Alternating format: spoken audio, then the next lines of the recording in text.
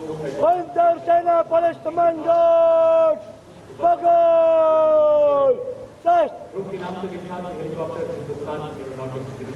Panzer Kommandeur, Ball चलेगा, Ball. Panzer Kommandeur,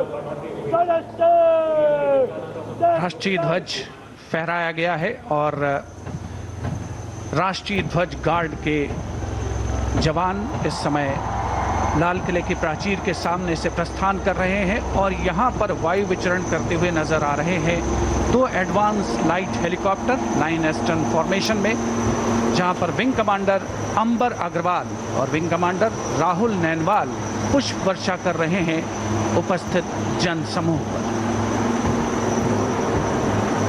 मन में फूल खिल रहे हैं और आकाश से भी पुष्प वर्षा हो रही है और भारत मना रहा है अपना स्वाधीनता दिवस। उत्सुकता बढ़ती हुई उस अवसर के लिए जिसकी प्रतीक्षा वर्ष भर रहती है। As freedom reigns supreme, well, so does the rain and so do the flowers. National Flag Guard marching off away. They'll come back towards the closure of the program.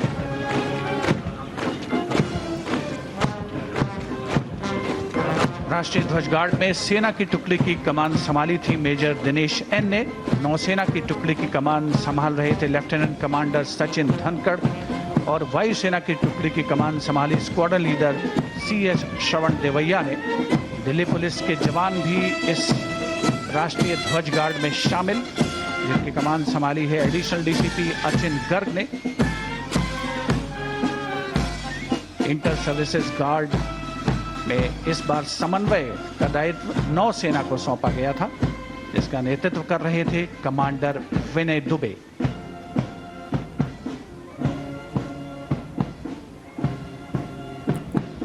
अच्छा, मेजर जनरल SP सेना कह भी रहे थे कि फूल केवल मन में ही नहीं बल्कि पुष्प वर्षा आसमान से भी हो रही है। मन में केवल फूल ही नहीं बल्कि वो जोश और जज्बा जो है इन तस्वीरों को देखने के बाद खुद ब खुद आ जाता है। लेकिन आप ये देखिए कि वो पुष्प वर्षा की जाती है स्वदेशी माता की, भारत माता की। मेरे प्यारे देशवासियों, मेरे परिवारजन,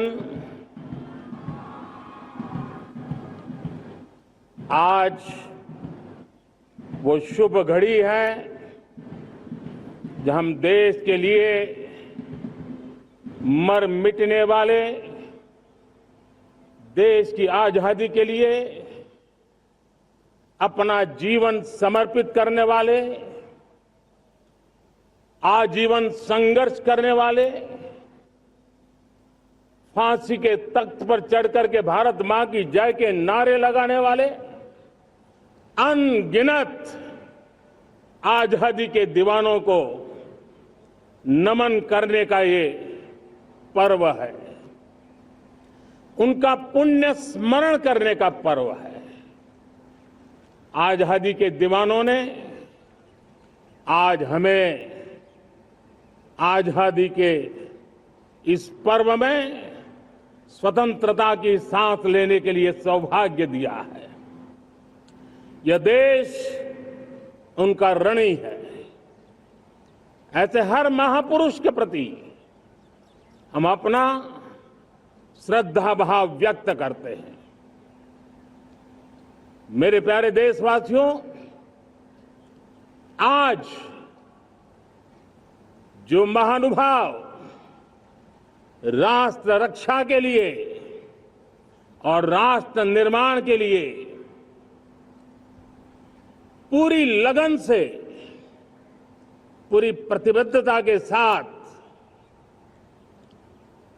देश की रक्षा भी कर रहे हैं, देश को नई ऊंचाई पर ले जाने का प्रयास भी कर रहे हैं। चाहे वो हमारा किसान हो, हमारा जवान हो, हमारे नौजवानों का हौसला हो, हमारी माताओं बहनों का योगदान हो,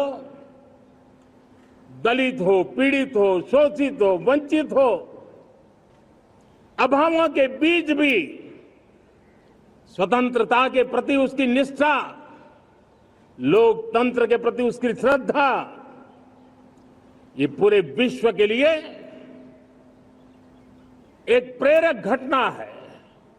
मैं आज ऐसे सभी को आदरपूर्वक नमन करता हूं। प्यारे देशवासियों, इस वर्ष और पिछले कुछ वर्षों से प्राकृतिक आपदा के कारण हम सबकी चिंता बढ़ती चली जा रही है। प्राकृतिक आपदा में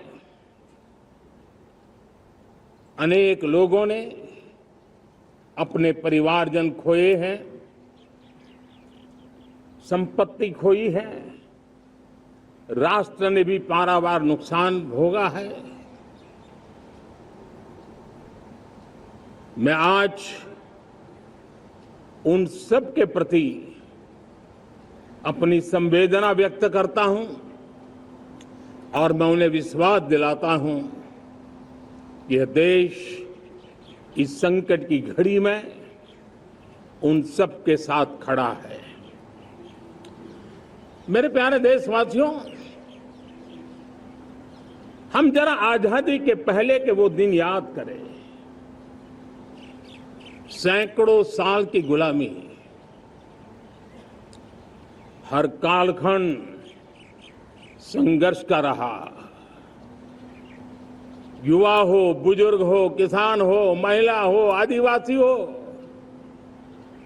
उन्होंने गुलामी के खिलाफ जंग लड़ते रहे, अविरत जंग लड़ते रहे। इतिहास गवाह है कि 1857 के स्वातंत्र संग्राम जिसको हम याद करते हैं, उसके पूर्व भी हमारे देश के कई आदिवासी क्षेत्र थे जहां आजादी का जंग लड़ा जाता था। साथियों, गुलामी का इतना लंबा कालखंड,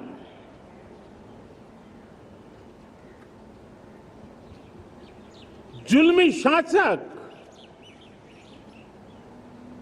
अपरंपार यातनाएं, सामान्य से सामान्य मानवीयों का विश्वास तोड़ने की हर तरकीबें, उसके बावजूद भी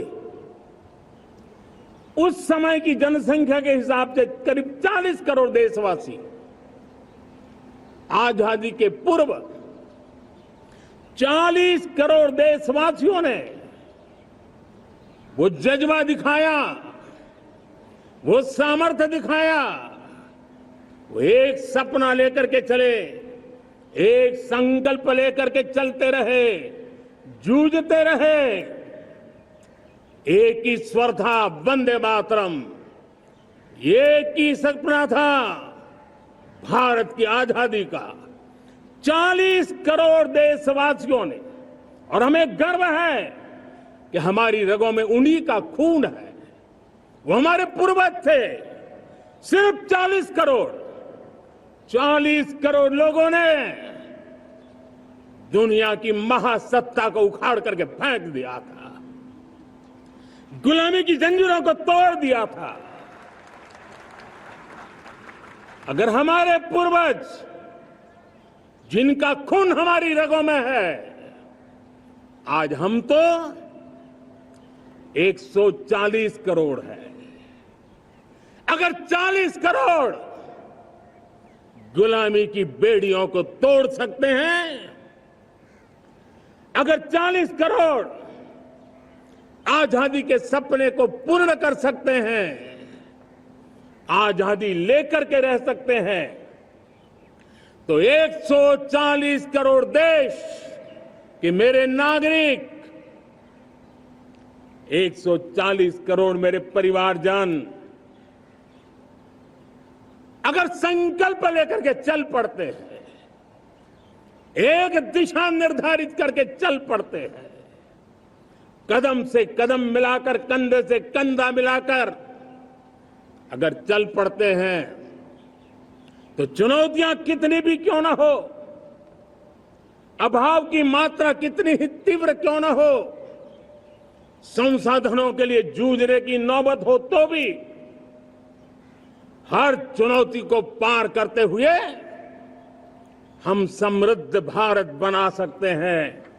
हम 2047 विकसित भारत का लक्ष्य प्राप्त कर सकते हैं। अगर 40 करोड़ देशवासी अपने पुरुषार्थ से, अपने समर्पण से, अपने त्याग से, अपने बलिदान से आजादी दे सकते हैं, आजाद भारत बना सकते हैं, तो 140 करोड़ देशवासी उसी भाव से समृद्ध भारत भी बना सकते हैं। साथियों, वो एक समय था जब लोग देश के लिए मरने के लिए प्रतिबद्ध थे और आजादी मिली थी। आज ये समय है देश के लिए जीने की प्रतिबद्धता का। अगर देश के लिए मरने की प्रतिबद्धता आजादी दिला सकती है, तो देश के लिए जीने की प्रतिबद्धता समृद्ध भारत भी बना सकती है।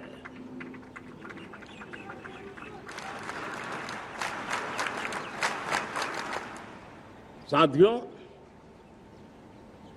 विकसित भारत 2047 ये सिर्फ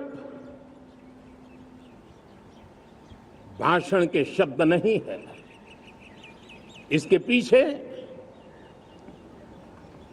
कठोर परिश्रम चल रहा है। देश के कोटि कोटि जनों के सुझाव लिए जा रहे हैं और हमने देशवासियों से सुझाव मांगे और मुझे प्रसन्नता है कि मेरे देश के करोड़ों नागरिकों ने विकसित भारत 2047 के लिए अनगिनत सुझाव दिए हैं। हर देशवासी का सपना उसमें प्रतिबिंबित हो रहा है, हर देशवासी का संकल्प उसमें झलकता है। युवा हो, बुजुर्ग हो, गांव के लोग हो, शहर के लोग हो, किसान हो, कामदार हो, दलित हो, आदिवासी हो, पहाड़ों में रहने वाले लोग हो, जंगल में रहने वाले लोग हो, शहरों में रहने वाले लोग हैं, हर किसी ने 2047 में जब देश आजादी का 100 साल मनाएगा, तब तक विकसित भारत के लिए अनमोल सुझाव दिए हैं। और मैं जब इन सुझावों को देखता था, मेरा मन प्रसन्न हो रहा था। उन्होंने क्या लिखा? कुछ लोगों ने कहा कि दुनिया का स्किल कैपिटल बनाने का सुझाव हमारे सामने रखा। 2047 विकसित भारत के लिए कुछ लोगों ने भारत को मैन्युफैक्चरिंग का ग्लोबल हब बनाने का सुझाव दिया। कुछ लोगों ने भारत के हमारी यूनिवर्सिटीज ग्लोबल बने, इसके लिए सुझाव दिया। कुछ लोगों ने यह भी कहा कि क्या आजादी के इतने सालों के बाद हमारा मीडिया ग्लोबल नहीं होना चाहिए। कुछ लोगों ने यह भी कहा कि हमारा स्किल्ड युवा विश्व की पहली पसंद बनना चाहिए। कुछ लोगों ने सुझाव दिया भारत को जल्द से जल्द जीवन के हर क्षेत्र में आत्मनिर्भर बनना चाहिए। कई लोगों ने सुझाव दिया कि हमारे किसान जो मोटा अनाज पैदा करते हैं, जिसको हम श्री अन्न कहते हैं, उस सुपर फूड को दुनिया के हर डाइनिंग टेबल पर पहुंचाना है। हमें विश्व के पोषण को भी बल देना है और भारत के छोटे किसानों को भी मजबूती देनी है।